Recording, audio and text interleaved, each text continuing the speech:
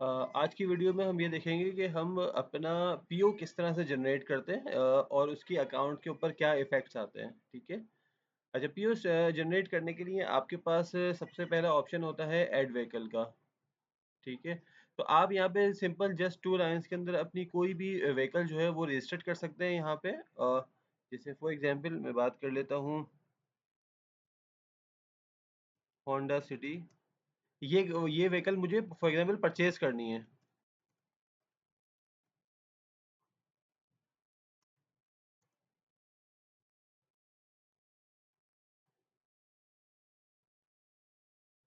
जब भी हम व्हीकल करेंगे तो यहाँ पे हम टाइप सेलेक्ट करेंगे, ये व्हीकल है।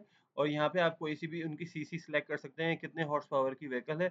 यहाँ पे और भी आपकी जो टाइप्स होती हैं हॉर्स पावर की, वो यहाँ पे शो हो जाएंगी। ठीक है। तो हम यहाँ पे एक व्हीकल जनरेट कर लेते हैं और उस व्हीकल को हम वेरीफाई कर लेते हैं।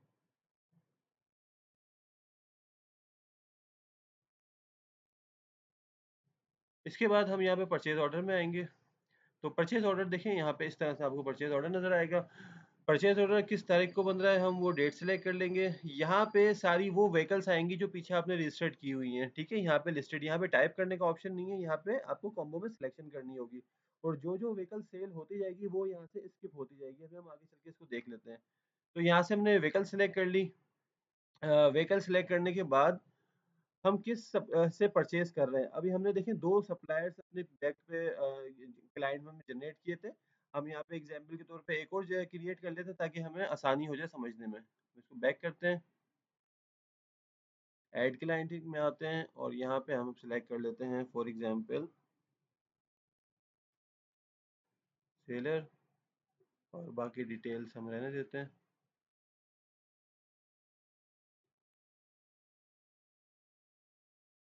वेरीफाई करते हैं।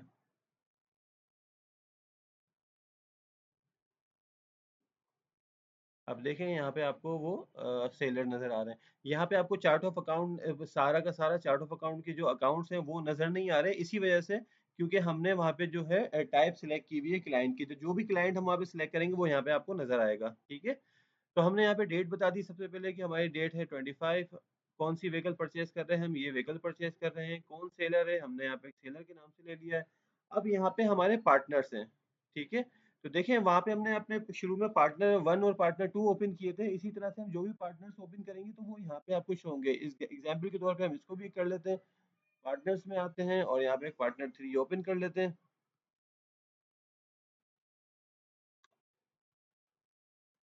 पार्टनर 3 सेव करते हैं,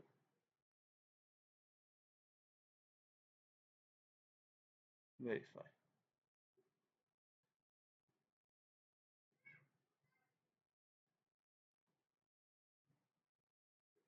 अगेन हमने व्हीकल सेलेक्ट कर ली, सेलर्स आ गए। और उसके बाद अब पार्टनर्स में आए तो देखें यहाँ पे आपको पार्टनर्स पता चल रहा है। ठीक है। तो यहाँ पे आपने पार्टनर 1 सेलेक्ट कर लिया है और पार्टनर 2। पार्टनर 2 का आपने बता दिया। फॉर एग्जांपल आप ये 10 लाख रुपए की व्हीकल परचेज कर रहे हैं, तो अब जो जो परसेंटेज उनकी शेयरिंग है वो यहाँ पे आप बताएंगे उनको कि 5 लाख रुपए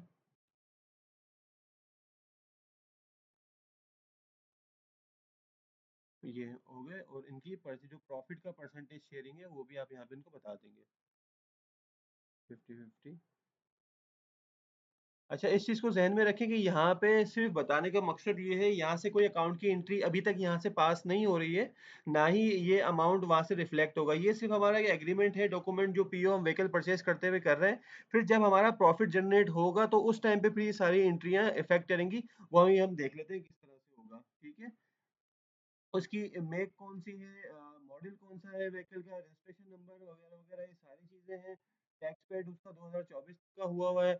फिर यहाँ पे आपकी रजिस्ट्रेशन डेट आ गई, यहाँ पे बुक की डेट आ गई, डॉक्यूमेंट ओरिजिनल की डेट आ गई। फिर यहाँ पे कुछ है कि जब आप व्हीकल परचेज़ कर रहे हैं तो जैक है या नहीं है, व्हील कैप है, सर्विस बुक है, टैप रिकॉर्डर है, स्पेयर व्हील्स हैं, वारंटी वगैरह-वगैरह ये सारी चीज़ें आ रही हैं आपके पास।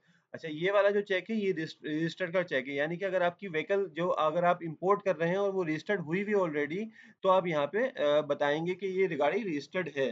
ठीक है। इसके बाद आप बताएंगे माइलेज, जो आप व्हीकल परचेज कर रहे हैं कितने किलोमीटर जो है ये माइलेज हो चुकी है। उसकी ट्रांसमिशन बताएंगे, ऑटोमेटिक है या मैनुअल है। ठीक है। फाइल का स्टेटस, यहाँ पे फाइल का स्टेटस इन एक्साइज ऑफिस आ रहा है। यहाँ पे आपके मल्टीपल आपके मुताबिक जो भी आप फाइल के स्टेटस बताएंगे, जैसे फॉर एग्जांपल कि आपके पास रिसीव्ड हो गई, सेंड टू कस्टमर है, पेंडिंग में है, रिटर्न फाइल की नहीं क्लेम किया हुआ है, वो सारे स्टेप्स आपको यहाँ पे नजर आ रहे होंगे। ठीक है, ये जो व्हीकल आप परचेज कर रहे हैं ये लोकल है या इम्पोर्टेड है, तो आपने बता दिया लोकल है। ठीक है, अगर इम्पोर्टेड होती तो यहाँ पे आप इम्पोर्टर का नाम बता दीजिए, कहाँ से आपने इम्पोर्टर की है, तो आपने लोकल बता दिया। लोकल बताने के बाद अब ये डील जो हुई है वो लॉक कितने की हुई है, अब हम इसको देख लेते हैं। फॉर एग्जाम्पल मैं ये व्हीकल परचेज कर रहा हूँ 10 लाख रुपए की। ठीक है, और उन्होंने मुझे दे दिए हैं 2 लाख रुपए एडवांस। अच्छा, ये जो है अब 8 लाख रुपए यहाँ पे बैलेंस हो जाएगा। ठीक है, तो इस 2 लाख रुपए की अभी यहाँ से कोई एंट्री पास नहीं होगी। हम इसको ये 2 लाख रुपए किस तरह से पेमेंट करेंगे और बाकी की जो 8 लाख रुपए वो किस तरह से पेमेंट करेंगे, वो पेमेंट के ऑप्शन में जाके होगा सारा। यहाँ पे हम बताएंगे कि व्हीकल किसकी है, यानी कि शोरूम की खुद की व्हीकल है या हम एज अ कमीशन के तौर पे किसी और अदर शोरूम की व्हीकल अपने पास रख रहे हैं। तो ये हमारी खुद की व्हीकल है तो हम ऑन सेलेक्ट करेंगे, कोई रिमार्क्स है तो यहाँ पे रिमार्क्स होंगे। फिर उसके बाद यहाँ पे उस व्हीकल की इमेजेस आ सकती हैं, तो व्हीकल की इमेजेस आप अनलिमिटेड सिलेक्ट कर सकते हैं। कोई भी व्हीकल की इमेज ले, जैसे फॉर एग्जाम्पल मैं एक ये ले लेता हूँ और अपलोड करता हूँ। और यहाँ पे हम बता भी सकते हैं कि ये फ्रंट साइड है, बैक साइड है, हर इमेज की एक डिस्क्रिप्शन भी बता सकते हैं। हम इसको सेव करते हैं। ठीक है, ये हमारा एक पीओ सेव हो गया है। अब हम इसको पीओ को भी वेरीफाई कर लेंगे। ये हमारा पीओ आ गया है, हम इसको वेरीफाई कर लेते हैं। ठीक है, यानी कि ये व्हीकल हमने परचेज कर ली है। अब इसके बाद हमें हमारे पास रिपोर्ट होती है कि स्टॉक की रिपोर्ट। स्टॉक की रिपोर्ट में हम जाके चेक करते हैं, तो यहाँ पे देखिए आपको बता रहा है कि एक आपकी गाड़ी है होंडा सिटी। ठीक है, वो ये आपको बता रहा है कि ये आपके पास स्टॉक में आपके पास अवेलेबल है गाड़ी। ठीक है, अगर यहाँ से आप उसकी इमेजेस देखना चाहेंगे तो इमेजेस भी दिखा देगा आपको। ये यहाँ पे उसकी सारी व्हीकल की इमेजेस दिखा रहा है। हमने पीछे से कोई डिटेल इंसर्ट नहीं की थी तो इस वजह से यहाँ पे आपको कोई डिटेल शो नहीं हो रही है।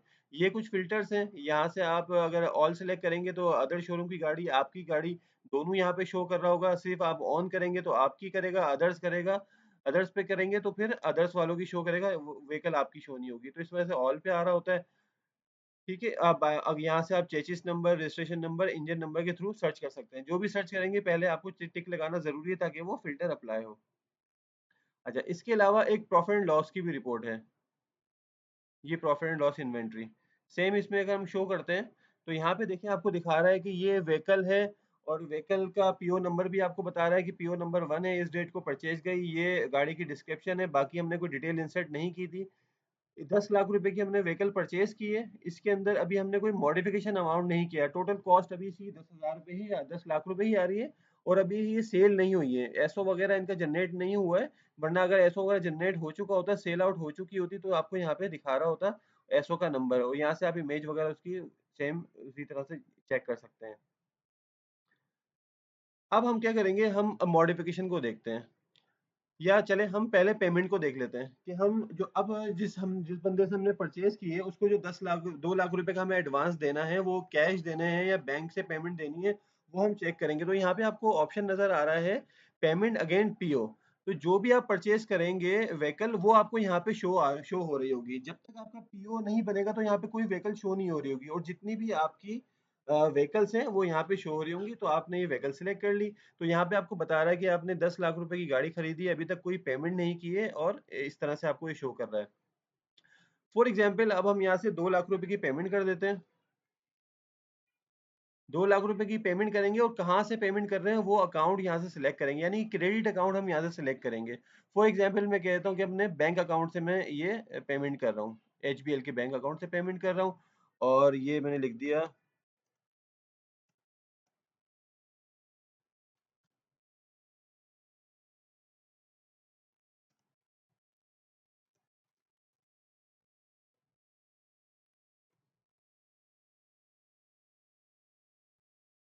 हमने एडवांस पेमेंट लिख दिया और ऐड पेमेंट करेंगे और यस कर देंगे।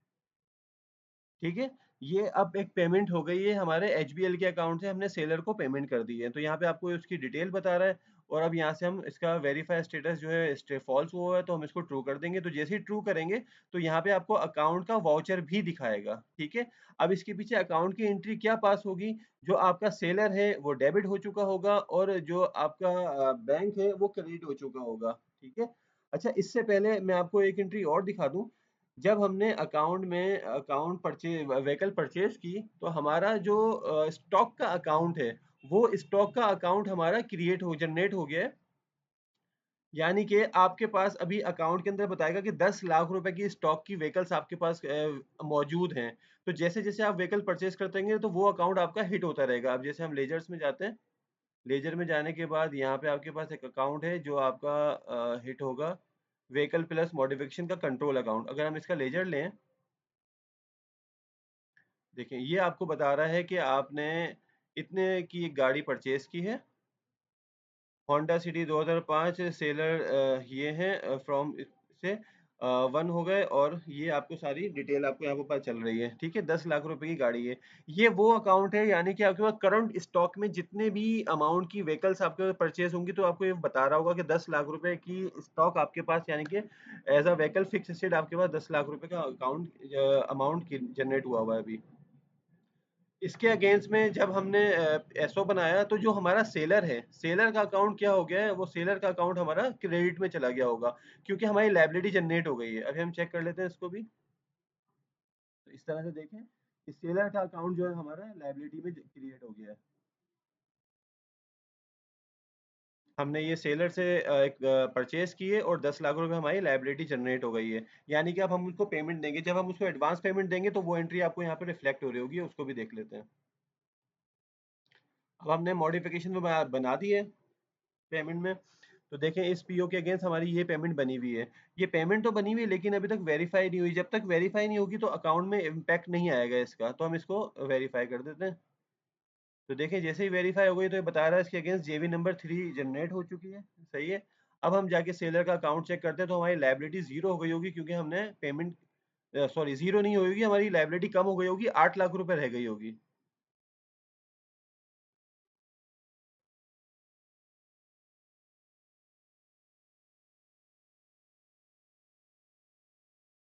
ये देखें, ये हमने जो सेलर का अकाउंट है, जो भी हमारा बंदा था उसका हमने अकाउंट लिया तो बता रहा है 10 लाख रुपए की लाइबिलिटी क्रिएट हुई थी इस व्हीकल के अगेंस्ट।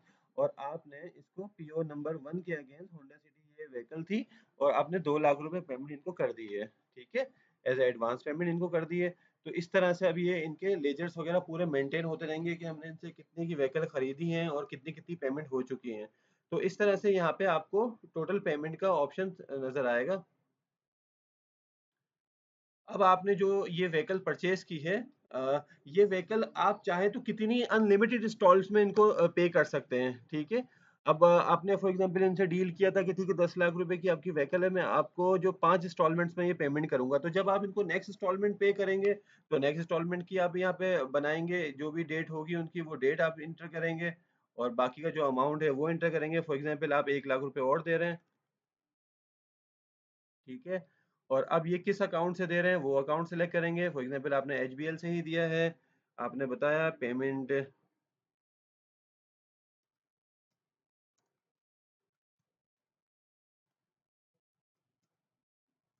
चेक नंबर 1 2 3 4 5 बता दिया आपने, और ऐड पेमेंट कर दिया, ठीक है। तो ये सारी आपकी चीजें इसमें जनरेट होती जाती हैं। चाहे तो आप सारी पेमेंट्स के यहाँ पे बना के रख सकते हैं, और वक्त आने पे जब आप पेमेंट करेंगे तो उनको वेरीफाई कर सकते हैं। तो इस तरह से आपने ये वेरीफाई किया, तो अब हम जाके चेक करेंगे तो हमारे बैंक से कम हो चुके होंगे पैसे। और हम सारे लेजर्स ले लेते ताकि हमें समझ में आ जाए।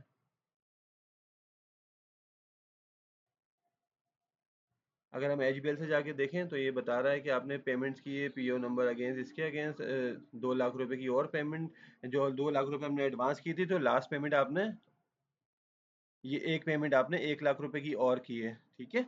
अब इसके अलावा बाद हम जाके चेक कर लेते हैं अपना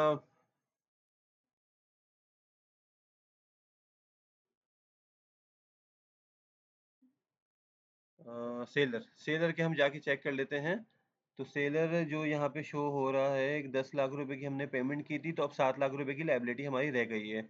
हमने 1 लाख रुपए पेमेंट और कर दी है सेलर को, तो हमारी 7 लाख रुपए की पेमेंट रह गई। इस तरह से लेजर हमारा पूरा मेंटेन होता रहेगा हर जगह पे, हर चीज, हर अकाउंट्स के लिए। तो इस तरह से अकाउंट आपका इंटर होगा इसके अंदर। अब हम इसके ऊपर मॉडिफिकेशन कर लेते हैं व्हीकल के ऊपर। ठीक है, modification vehicle expense. For example जो मैंने व्हीकल यहाँ पे परचेज की है, वो मैंने व्हीकल सेलेक्ट कर ली। उस व्हीकल के ऊपर फॉर एग्जांपल कोई इलेक्ट्रिशियन वर्क था, तो मैंने इलेक्ट्रिशियन वर्क लिख लिया यहाँ पे। कोई फॉर एग्जांपल 4,000 रुपये या 5,000 रुपये का इलेक्ट्रिशियन वर्क हुआ। कौन से वेंडर से करवाया, वो वेंडर्स यहाँ पे आ रहे होंगे जो भी आपके जिससे भी आपने अपनी मॉडिफिकेशन करवाई है। फॉर एग्जांपल हम एक वेंडर ओपन कर लेते हैं।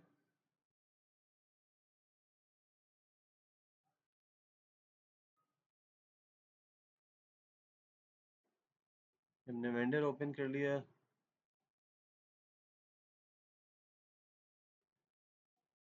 वेरीफाई कर लेते हैं। अब हम मॉडिफिकेशन में आके चेक करते हैं, तो हमारे पास यहाँ पे वेंडर शो हो रहा होगा। ठीक है, ये वेंडर। तो इस तरह से आप अपने अनलिमिटेड वेंडर्स यहाँ पे अपने ओपन कर सकते हैं। कौन से टाइप है, बेसिकली यहाँ पे आप नरेशन लिख सकते हैं, लेकिन हमने यहाँ पे टाइप भी जनरेट करवाई है, ताकि कल को हम रिपोर्ट्स बना के इस पे फिल्टर लगा सकें कि हमारे इलेक्ट्रिशियन वर्क के ऊपर कितना पैसे लगे हैं, कलर्स के ऊपर कितने पैसे लगे हैं। तो इस तरह की हमारी फिल्टर्स रिपोर्ट जनरेट हो सकती हैं। तो हमने यहाँ से बता दिया इलेक्ट्रिशियन वर्क।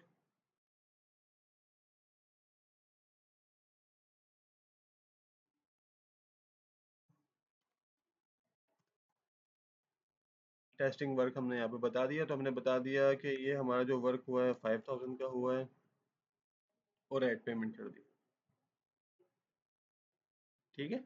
अब इसके अगेंस्ट आपका जो अकाउंट जनरेट होगा, वो क्या जनरेट होगा, अभी तक इसके अंदर आपका वाउचर जनरेट नहीं हुआ। तो जब तक आपका वाउचर जनरेट नहीं हुआ, तो आपकी लाइबिलिटी क्रिएट नहीं हुई। अब क्या होगा, आपकी लाइबिलिटी क्रिएट हो जाएगी जो भी हमने वेंडर सिलेक्ट किया है। यानी कि वेंडर को आपको 5,000 रुपये देने हैं, और आपके पास जो स्टॉक था, उस स्टॉक के अंदर 5,000 रुपये ऐड हो जाएंगे। कि अब आपके पास जो व्हीकल, हमने जो 10 लाख रुपए की जो स्टॉक दिखा रहा था, वो अब 10 लाख रुपए का नहीं रहा, वो 10,05,000 रुपए का आपका स्टॉक हो गया है। ठीक है, तो अब हम इसको वेरीफाई करते हैं। अब हमें फॉर एग्जांपल हमें वेंडर का लेजर चेक करना है, तो हम वेंडर का लेजर जाके चेक कर सकते हैं।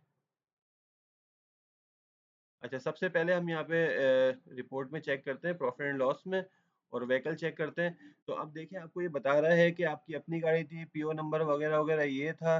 10 लाख रुपए की गाड़ी थी आपकी। टोटल कॉस्ट इस पे, यानी कि एक्सपेंस इस पे, मॉडिफिकेशन कॉस्ट जो है 5,000 रुपये अब तक आ चुकी है। और 5,000 रुपये के बाद अब ये गाड़ी 10,05,000 रुपये की आपकी व्हीकल हो चुकी है। अभी तक ये व्हीकल सेल नहीं हुई है। तो जब हम सेल करेंगे, तो प्रॉफिट एंड लॉस को भी पूरा समझेंगे कि किस तरह से काम करता है। ठीक है, अब हम लेजर चेक कर लेते हैं। लेजर में जाके वेंडर का लेजर चेक कर लेते हैं। ये देखें,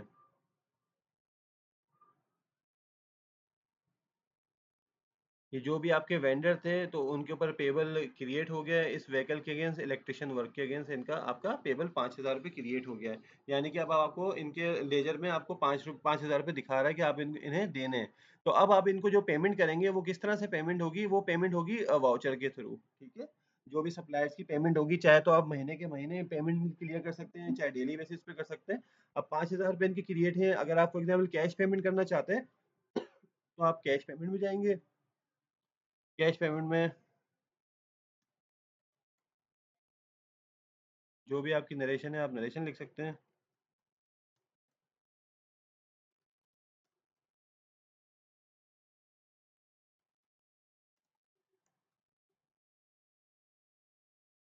किससे आप पेमेंट कर रहे हैं, पेटी कैश से पेमेंट कर रहे हैं, तो पेटी कैश करेंगे। 5,000 रुपये से आप इसको क्रेडिट करेंगे।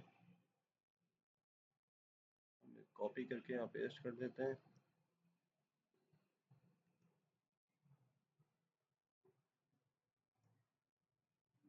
ऐड वाउचर, और वेंडर को हमें पेमेंट करनी है, तो वेंडर हमारा डेबिट हो जाएगा।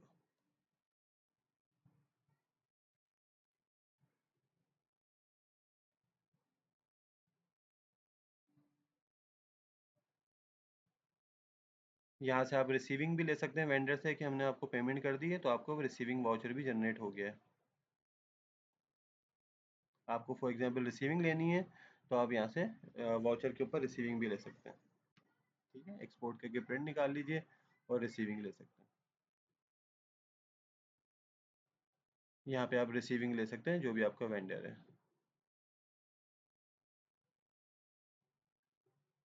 तो इस तरह से हमारे जो भी वेंडर्स होंगे उनकी पेमेंट हम वाउचर के थ्रू करेंगे, चाहे बैंक से करें चाहे कैश से करें, एक्स वाई जी वो आपके हाथ में।